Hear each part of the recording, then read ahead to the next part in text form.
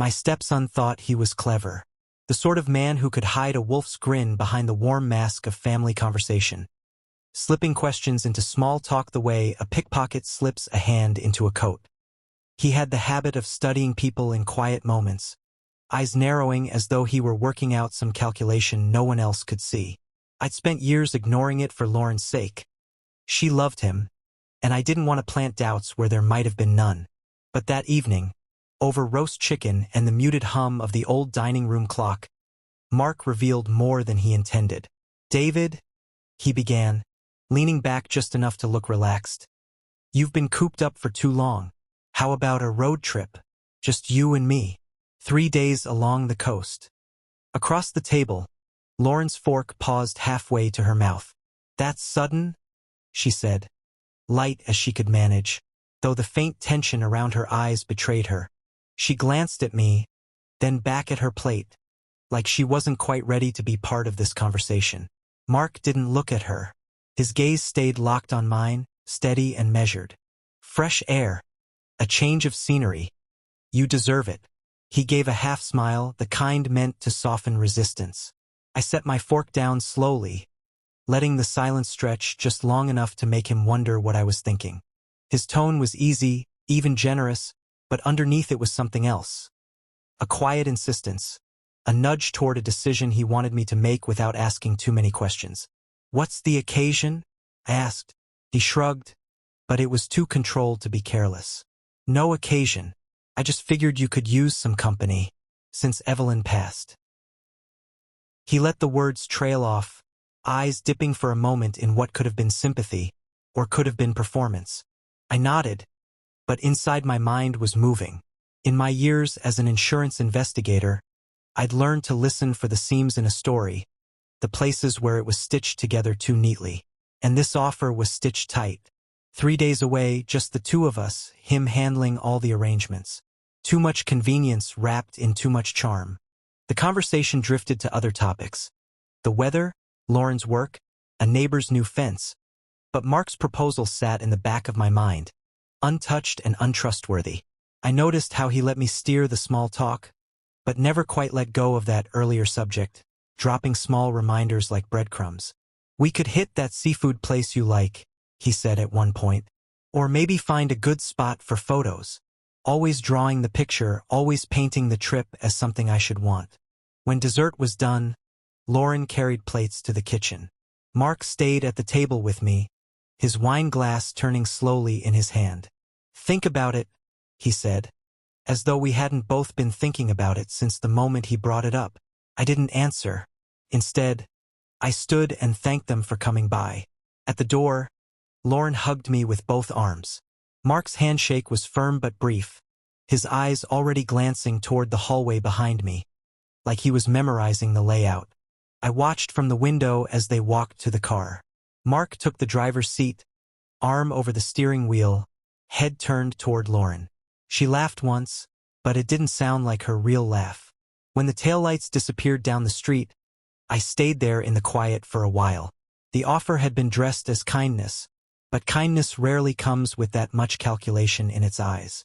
If Mark was planning something, I wasn't going to stop him. Not yet, because sometimes the best way to catch a thief is to leave the door just barely open. And wait. Mark called the next afternoon, his voice carrying that easy, rehearsed warmth I'd come to recognize. "So, David," he began, drawing out the words like we were sharing a private joke. "I was thinking, we could leave Friday morning, beat the weekend rush, take the scenic route, maybe even get to the coast before lunch." The suggestion slid out smooth as cream, but I caught the faint eagerness underneath. That tone, like he'd already decided and just needed me to nod along, was the same one I'd heard from claimants who thought they were being clever. "That soon?" I said, keeping my tone mild. "Spontaneity is good for you," he chuckled. "Besides, I've already mapped out the route. We'll take my car, comfortable, reliable, and I'll do all the driving. You just sit back and relax." A small thing easily dismissed by most, but not by me. His car meant his schedule. It meant my return was tethered to him. In my line of work, control of transportation often meant control of the situation. Then came the part that stuck. "Oh, and while we're gone, should I have one of your neighbors keep an eye on the place? Just to be safe." I let silence hang between us, long enough that I could almost hear him reconsidering. "That won't be necessary," I said finally. "I've managed fine all these years." A beat of quiet on his end, then a quick, "Sure, sure, just a thought." After the call, I stayed at the kitchen table, the phone still in my hand, turning the exchange over in my mind. That suggestion, casual on the surface, was a probe, nothing more. He was mapping the perimeter, seeing which gates were locked and which might swing open with a little pressure. That evening, Lauren dropped by without him. She came in carrying a bag of groceries, claiming she'd picked up extra at the store. I thanked her, but I could tell she had something else on her mind. "Mark's excited about the trip," she said, setting milk in the fridge. "He's been talking about it all morning." "I can tell," I replied. She hesitated, smoothing a crease in the counter with her palm. "It might be good for you, Dad. You've been by yourself a lot since Mom." She stopped, glanced at me, then looked away. "And you think a weekend away will fix that?" Her smile faltered. "Not fix it, but maybe it'll make you feel lighter." There it was, the same quiet push, wrapped in gentleness.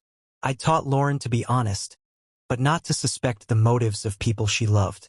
She believed this trip was for me. She didn't see that it was really for him. When she left, I stood in the doorway long after her car was gone, the night air still carrying her perfume. My house was silent, but the silence felt different. Not peaceful, expectant. Mark wanted me out. I didn't yet know if it was for a few days, a few hours, or for good. But I knew this, he wasn't going to get what he expected. Because while he was planning my absence, I was already planning what I'd leave behind. And what I wouldn't. The next morning I woke before the sun. Old habits die hard, especially the ones that have kept you alive this long. I moved through the house in slippers, the floorboards creaking in their familiar language. Every sound, every shadow was part of my territory, and I knew exactly what belonged here and what didn't. If Mark thought I would leave my home unattended without a thought, he didn't know me at all. Years of investigating insurance fraud had taught me that the smallest oversight could cost everything. People lost property not because thieves were smart, but because they made it easy. I started in the living room, my eyes scanning every surface. The old oak cabinet against the wall looked unremarkable, but inside, tucked beneath photo albums and neatly folded tablecloths, were the silver candlesticks Evelyn had loved. I wrapped them in newspaper, placed them in an unmarked cardboard box, and carried it to the garage. That would be my first hiding place. In the study, I went through drawers one by one. Mark had been in here before. I could tell from the way certain items were slightly out of alignment. A pen angled differently. A paperclip jar nudged an inch too far back. He'd been careful, but not careful enough. I checked the lower drawer where my passport and property deeds were kept. Still there, but they wouldn't be by the time I left for the trip. Upstairs, the safe sat in the walk-in closet, bolted to the floor. Its existence wasn't a secret, but its contents were. I opened it, fingers moving over familiar stacks. Evelyn's jewelry in velvet boxes, a small bundle of cash for emergencies, and a folder of investment records. All items Mark would find tempting if he ever got inside. That was where his plan would fail. The safe he could open was not the safe that mattered. From the closet ceiling, I pulled down a false panel and retrieved a smaller lockbox. Old, metal, scratched from decades of use. Inside were the truly important things.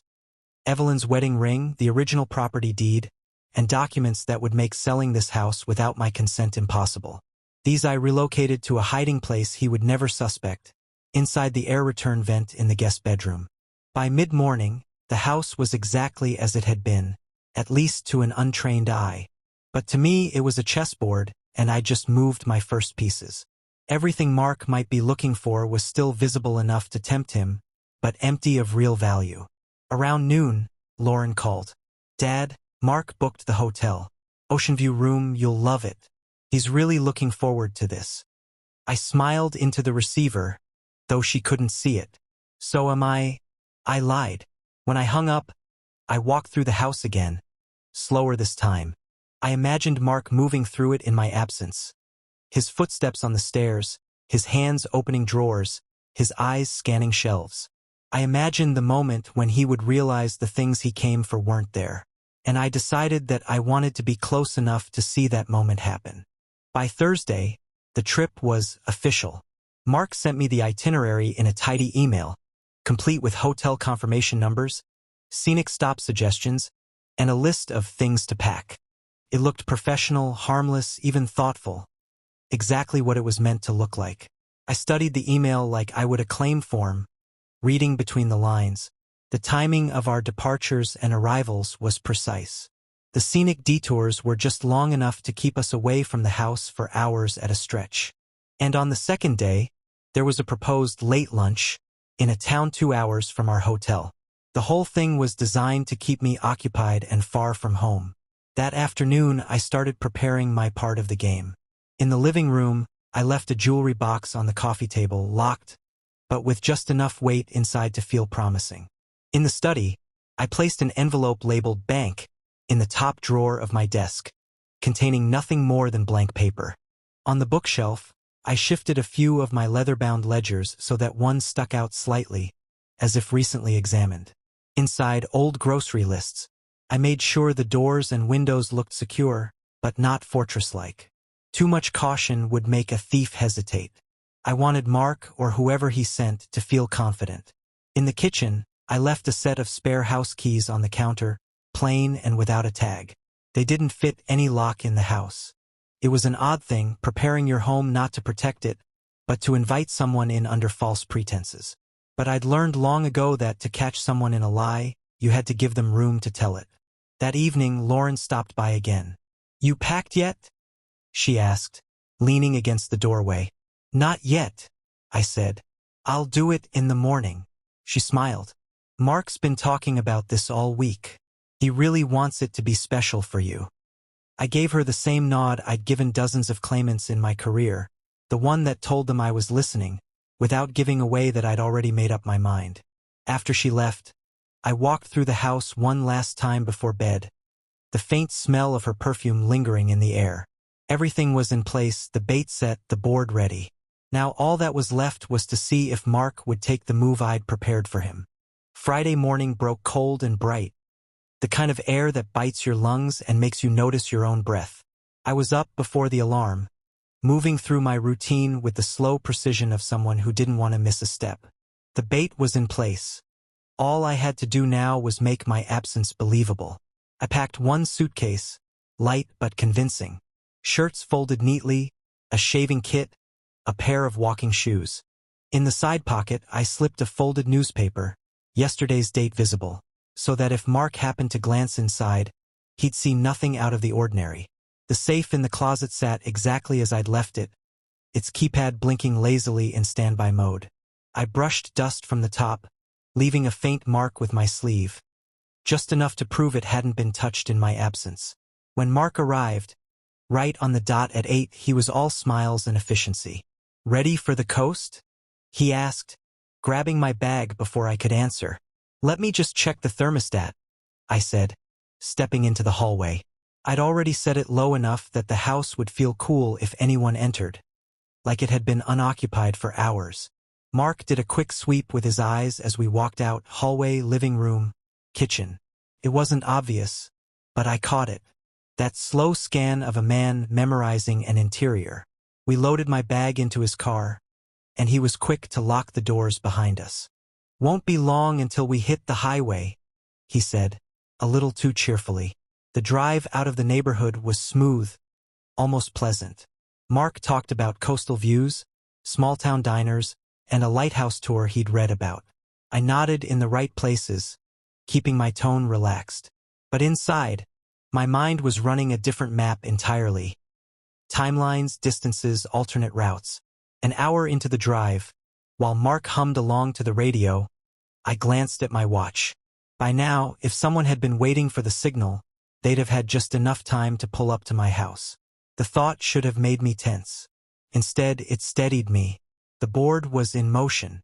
As we reached the edge of the city, I made my first move. "Mark, mind if we stop for coffee? There's a place I like just off this exit." He hesitated just long enough to tell me I'd nudged his schedule, but then smiled. "Sure, we've got time." We pulled into the lot of a small cafe I knew well. I excused myself to use the restroom, but instead of heading inside, I slipped out the side door and crossed to the payphone by the gas station. My truck was already parked 2 streets over, hidden in plain sight among the weekday commuters. 5 minutes later, I was behind the wheel, turning toward home. The streets near my house were quiet at mid-morning, the kind of stillness that made every movement stand out.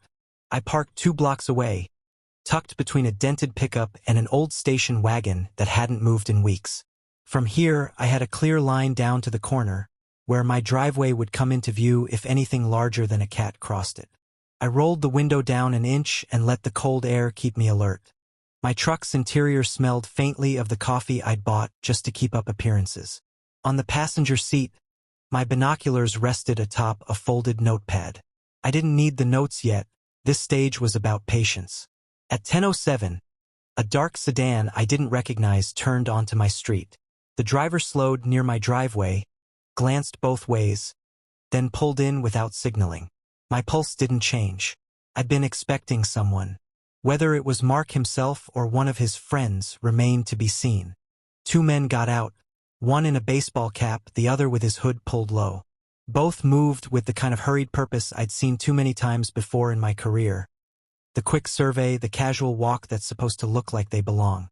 Baseball cap carried a slim black bag that looked suspiciously like a locksmith's kit. They disappeared through the side gate, exactly as I'd suspected they might.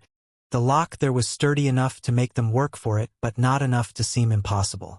I'd chosen it years ago for that reason, to keep out the casual, not the determined. I waited 5 minutes, maybe 6, before lifting the binoculars again. Through the gap in the curtains of my own living room, I saw movement. Shadows crossing toward the study. My study. I let out a slow breath. They'd find the bait soon enough. The jewelry box. The envelope marked bank. The ledgers with nothing inside. And if they made it to the safe, they'd find exactly what I wanted them to. Empty shells of value. Enough to waste their time but not enough to risk mine. From my vantage point, I could almost picture the moment their excitement would sour.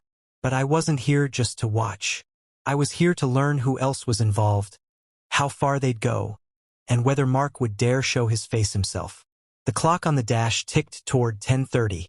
Plenty of time before he'd expect me back from our coffee stop. Plenty of time for the trap to tighten. At 10:34, movement caught my eye. The taller one, baseball cap, stepped into view at the front window, pulling his phone from his pocket. He turned slightly, enough for the sunlight to catch his face. I knew that jawline. I'd seen it in the passenger seat of Mark's car last Thanksgiving, when he'd introduced an old buddy from work. The name escaped me, but the connection didn't. He spoke quickly into the phone, his free hand gesturing in sharp, impatient motions. I couldn't hear the words, but I didn't have to. His posture told me everything. Things weren't going as smoothly as planned. Then came the moment I'd been waiting for. He lifted the phone to show whoever was on the other end. And there, reflected in the glass, I caught a brief glimpse of Mark's face on the screen. My chest tightened, not from surprise, but from confirmation. I'd suspected him, mapped out the angles, set the bait. But suspicion is air until you have something solid to hold. Now I had it. The shorter one emerged from the side of the house, carrying the decoy jewelry box. He opened it there on the lawn, his shoulders slumping when he saw the contents. A few choice words passed between them, sharp, clipped, and then baseball cap spoke into the phone again. His tone was harsher now, his eyes scanning the street like he suddenly remembered the world outside the house. That was my cue. I lifted the small digital camera from my glove compartment, zoomed in, and took 3 clean shots. Both men, the box, and that damning phone screen. The camera clicked softly, each frame another nail in the coffin of Mark's little plan. In my line of work, you didn't need a confession if you had enough circumstantial evidence tied in a neat bow. But I intended to get both. The men disappeared back into the house. I leaned back in my seat, feeling the cold air snake in through the cracked window. The game was still in play, but the balance had shifted. They thought they were in control, that I was miles away, sipping coffee on some scenic route. What they didn't know was that every move they made now was on my board. At 10:52, the front door swung open. The two men stepped out fast, their movements sharper now, the easy confidence from earlier gone. Baseball cap carried nothing.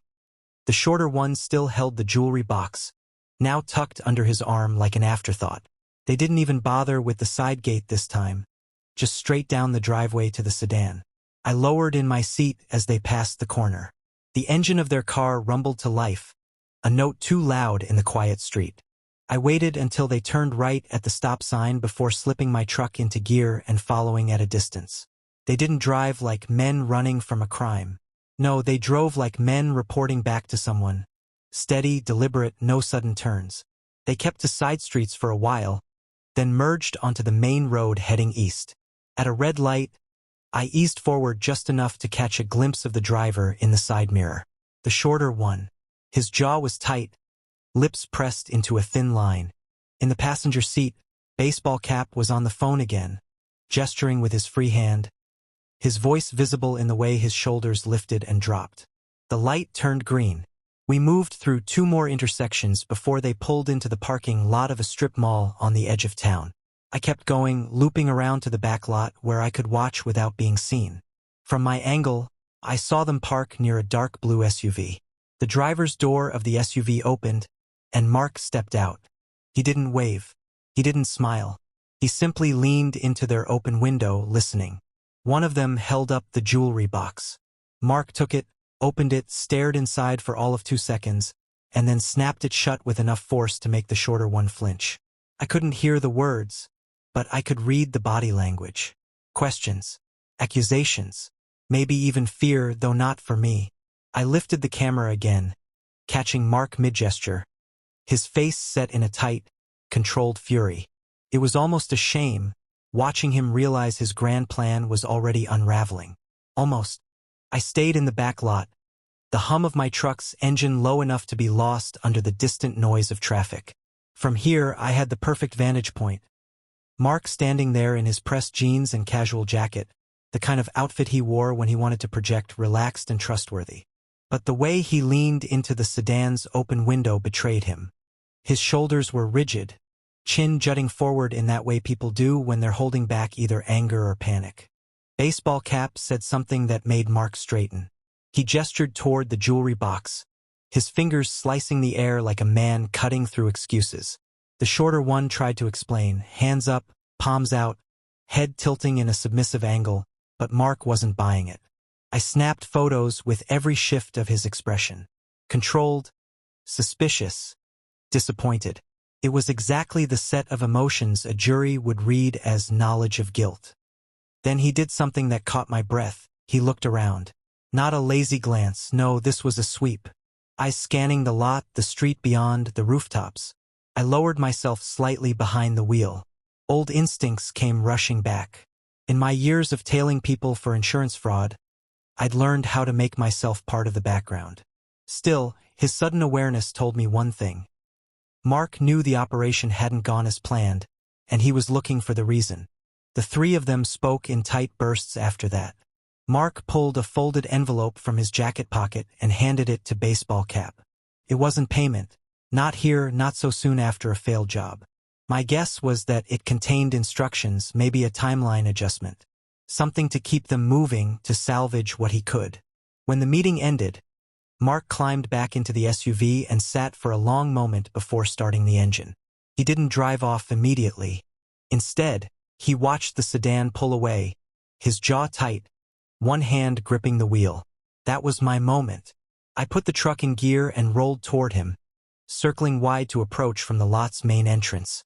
When I pulled up alongside his driver's side, I stopped just far enough that he had to lean to see me. His face changed instantly, shock, then calculation. "David?"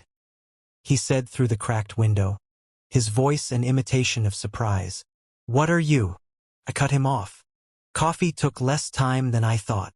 I let my gaze slide past him to the SUV's empty passenger seat. Nice vehicle. Didn't know you had business on this side of town. His eyes flickered. That's the tell, I thought. Always the eyes.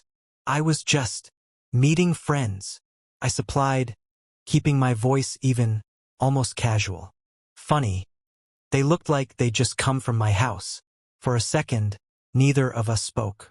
The parking lot felt too quiet, the air between us heavy with the weight of everything unspoken. Then Mark smiled. A thin, brittle thing that didn't reach his eyes. You've got quite an imagination, David. I smiled back, but mine was real. We'll see. I tapped the camera resting on my passenger seat. Some imaginations come with evidence. His fingers tightened on the wheel. You're making a mistake. No, I said, my voice as steady as the hum of my idling engine. You did. I didn't wait for his reply. I put the truck in drive and pulled away, watching his SUV shrink in the mirror. He wouldn't follow. Not now. Not with me holding the high ground and the proof. But I knew this wasn't over. Not yet. I didn't go straight home. Instead, I drove to a place Mark wouldn't think to look for me. A quiet diner on the outskirts. One of those all-day breakfast joints where the coffee is hot and the waitresses call you Han. I slid into a corner booth, ordered black coffee, and pulled the camera from the passenger seat. One by one, I reviewed the photos. The first shots of baseball cap and his partner entering my house. The jewelry box on the lawn. The phone screen with Mark's face on it. And finally, the meeting in the parking lot. The box being presented, the envelope changing hands, Mark's expression tightening with every frame. Each image was a puzzle piece, and together they formed a picture that didn't need any caption. When my coffee arrived, I asked the waitress for an envelope. She came back with one from the till, plain white, perfect. I slipped a memory card inside, sealed it, and wrote one word on the front. Copy. That one would go to my lawyer. The original card stayed in my jacket pocket. That was my insurance policy. By the time I reached home, the street was still and my house exactly as I'd left it, at least from the outside. Inside, I saw the subtle signs of intrusion. The desk drawer left open a fraction of an inch, a chair moved slightly off its rug impression, the faint scuff of a shoe that wasn't mine. I didn't touch anything. Let it stand as evidence. That evening, I called Lauren. My voice was calm, deliberate. I need you and Mark to come by tomorrow morning. There's something we need to talk about. She hesitated. Is something wrong? Yes, I said. But I'll explain when you're here. They arrived at 9 a.m. Mark tried to lead the conversation, his tone light, as if a casual start could erase whatever he suspected was coming. I didn't give him the chance. I set the camera on the table, pressed the display, and began cycling through the photos. Lauren's eyes widened, confusion giving way to disbelief. Mark stayed very still, but the color drained from his face with each click. When the last image lingered on the screen, Mark leaning into the sedan's window, I spoke. You will leave this house today, I said evenly. You will not return. If you try, these photos go to the police, my lawyer, and anyone else who needs to see them. Lauren looked between us, her voice breaking. Mark, is this? He didn't answer. Couldn't. I'll give you 10 minutes, I said, standing. After that, I want you gone. Mark opened his mouth, but whatever words he had died in his throat. They left in silence, Lauren trailing behind him, her steps slow, her head down. When the door closed, I locked it, the sound final in the quiet morning. Outside, the day was bright, the air sharp. Inside, the house felt steady again. Mine in a way it hadn't for weeks. Some people think victory comes with shouting and spectacle. But the best wins are quiet, clean, final. And as I stood there, the memory card warm in my pocket, I knew I just played my last move.